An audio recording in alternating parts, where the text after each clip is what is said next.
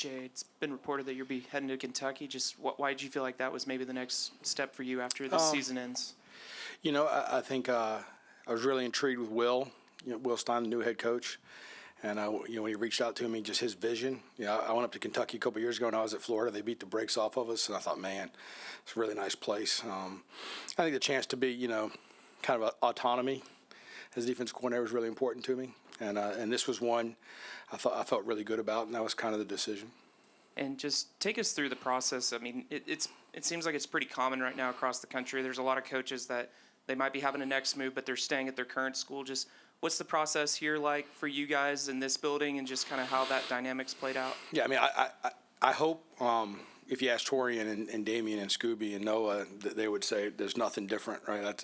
I'm spending the same 24 hours a day I'm spending on football with them. I think Will's been great. He's going through it too at Oregon.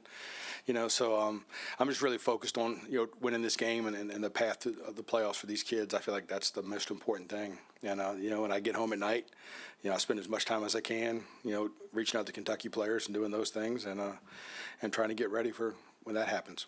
Let's go right side front to Carl Carrolls from 247. Jay, I want to ask you about Lyle Hemphill too. What do you think he'll bring to the table as a defensive coordinator here? Yeah, I mean, I've been really impressed with Lyle. He's helped us and helped organize some things. I think it's been great. And as far as what A&M has meant to you, spending 2 years here. Yeah, it's awesome. I mean, it's a great place. I knew it when I came here. It still is. I have a lot of friends here. I love my players here. Coached some really good players. It's been awesome. Stay on the right with Travis Brown from KBTX. Just what generally have you seen so far from Miami's offense, and what kind of challenges do they present? Yeah, I think it's really good team. I've recruited against them, I feel like, for my whole life. So I know a lot of those kids, and I think Mark Fletcher Jr., the running backs, are a really good player, physical. I think the number 6, the backups, are a really good player, physical. I think that's where it starts, right? It's like I think Coach Cristobal, they're gonna be big up front. They're gonna block you. They're gonna hand the ball off to the running backs. They're gonna make you tackle the running backs, and I think they do a really nice job that way. Obviously, Carson Beck's a really good player. He was at Georgia when I was at Florida. We defended him. I think he's got great arm talent. He's big, played a ton of football. So I think you're there, and then I think maybe the best player we've played the whole year is number 10, the slot receiver. Tony, who I think is just he's got 84 touches. He plays so hard and all. He just blocks people. They throw him screens. He breaks tackles. They put him in the backfield. He throws it. He runs it. Just what a tremendous player he is. He's gonna be a real challenge for us. I think they're really good. I think they're physical. And they know how they want to play football. Got a lot of respect for their defense coordinator and how they play defense, and it's going to be a real challenge. We asked Mike yesterday about just kind of the challenges of the calendar, and you mentioned Will's having to move, your move, and Collins moving. How difficult is it as a coach that kind of the coaching carousel is taking place right now when playoffs are still going and things like that? Yeah, I mean, I think you got to have a great wife, man. You got to have a great wife. So I think she knows, hey, look. Right now I'm really focused on. I'm getting up the same time, going to bed at the same time. I'm doing this job the same as I was doing it 2 weeks ago, and so is Colin. And then then when you do get a little bit of a break, when you do get a night off, then it's you're pouring everything you can into that the new opportunity, and that's part of the deal, right? It's part of the deal. So with success comes other opportunities, and when you get those things, you have to maintain, the everything you have to win this game, right, for our players. I think that's the most important thing. Let's go left side front to Tony from the Austin American Statesman. Jay, obviously this team has been, Miami specifically, has been really good about protecting the football. Only one fumble, 10 interceptions. So as a coach, what is the point of emphasis? Are you trying to just rally to the ball? Are you trying to get them to punch? Or what's kind of the scout here when you look at a team that's so fundamentally strong? That's a great question. I think their ball security is really good. I think the running backs do a really good job with that. And then I think when they have turned the ball over, it's been in the past game. So I think when we have our chances there, when the ball gets tipped, when it is overthrown, we've got to take advantage of that. I think that was against Texas that got us a couple times, right? We had a couple chances to intercept the ball and didn't.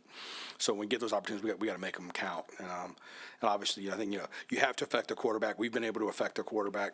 I think that's going to be really important in this game is when we have our chance to affect the quarterback, we affect him, and then if a mistake's made, we take advantage of it.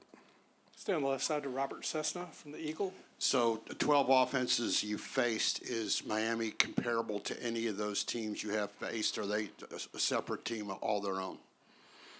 I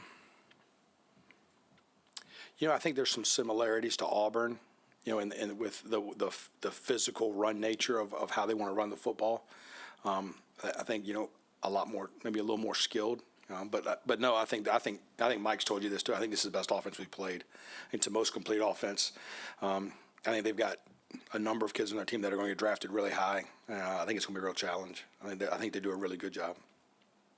Jay, we're going to go back behind the lights to Tyler from KBTX. Yeah, Jay, you mentioned how getting to the quarterback is going to be key.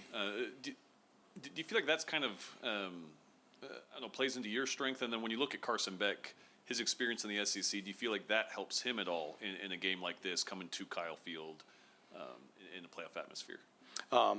Yeah, I think Carson's a really good player. I think he's played in these environments. He's played in big games, so I think he knows. I think he's been prepared for the noise. Obviously, Kyle Field is the best, right? So I think it's going to be a challenge for him, but he's certainly played in these games before. And I played against him when he was at Georgia and I was at Florida, and the largest cocktail party, whatever they call it. And that's a lot of people there too, and he played pretty good in that game, unfortunately.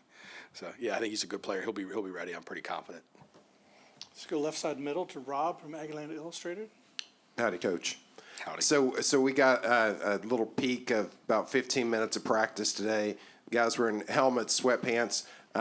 Y'all are in uncharted waters as far as having a couple of bye weeks, and then have y'all just kind of turned this? Is this just kind of a normal game week for y'all? What we saw today, kind of how do y'all navigate the practices before the game? I think Mike's done a really nice job. I think we're pretty much into a normal game week right now. Today was a normal Tuesday, but the preparation we did, the 4 or 5 days before this, I think it has made it like, the schematics are kind of in place now. So now we can really focus on the fundamental, getting back to playing, fast fundamental football. And I thought we did that today. I thought it was good. So, we're trying to make this week as close to a regular game as it can, with the time ahead of time to prepare them a little more, so that now we're kind of ready to go. So yeah, but I'd say today was pretty normal.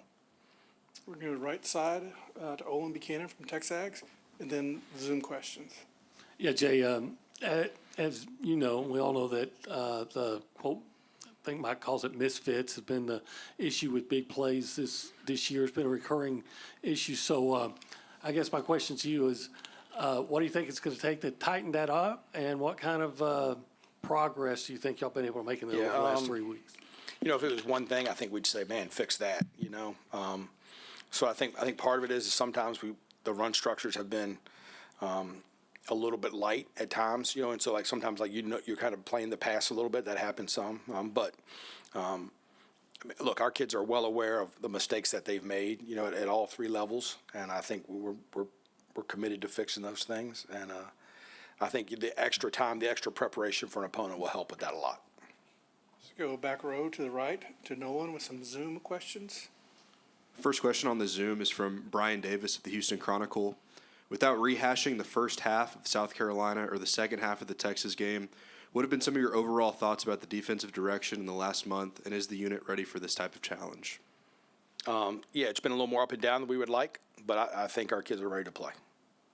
Second question on the Zoom is from Kirk Bowles of the Houston Chronicle. Why is Miami so successful on third down, and do you believe this is the most critical factor of the game? I think the third down matchup is going to be key. I think they do a really nice job of staying out in third and long.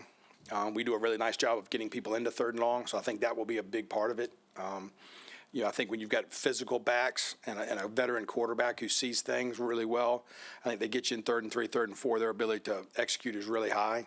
So I think it's going to be important for us that, we keep them off schedule. We get them into 3rd and long where, we've been a lot more successful this year. All right, let's go left side to Robert Cessna, and then we'll finish up with Sydney. Jay, if I remember right at the beginning of the season, Scooby was healthy. You thought he's going to have a big year. My point, Sanford has come in and played well, but how much has it hurt you, defense, not having a healthy Scooby? Damien's done great, but I think Scooby has the ability to make some splash plays, right? Like run some things down. When he's been healthy, like look at LSU. I thought he played. There were some games, some plays he made against LSU that were dynamite. So the good news is, I think health wise, you guys were out there today. You saw him running around. Like I think he'll be able to help us this week. And so I think there's a little bit more depth to it now, right? Maybe don't have to play quite as many snaps with those two guys. And I'm excited to see him play. Let's go back to Sydney from KAGS. Coach Elko has talked a lot about the OGs of this squad, Cassius being one of them. How big is their leadership this week as you guys get ready for this big game? Yeah, we got here. There was some work to do, right? And on the roster. And so I think, now it's like, Will Lee was a transfer, Cassius was a transfer, Scooby was a transfer. But I think those kids, and I was actually talking to a recruit yesterday about this, right? Like I think back to when Nick Scorton got here. And Nick Scorton, right, coming from Purdue, like the career he had at Purdue, and like how hard he practiced and how hard he played and how he prepared, I think rubbed off on other people. And so I think now we've got Cassius Howe, who does the same thing, right? Like nobody practices harder than Cassius, and obviously you see the success he's had. And so I think what you're trying to do is create a player-led standard, right? You're trying to create a standard on the defense that is driven by the players. And when your best players are doing that, when your best players practice the way they practice and they compete and they prepare, right? When you look at how hard Torian York prepares, right? Like we ran a play today in practice and Torian comes running at me, and he's like, "What game is that from? I've never seen that play," And so when they prepare like that, when they practice like that, and your best players do that, right? Then the player-led standard is kind of is established. And so I think the Cassius, Will, Albert, Regis, some of these veteran guys that are finishing up here, I think you can't measure how much they've impacted our defense, and we want to make sure they finish this thing the right way.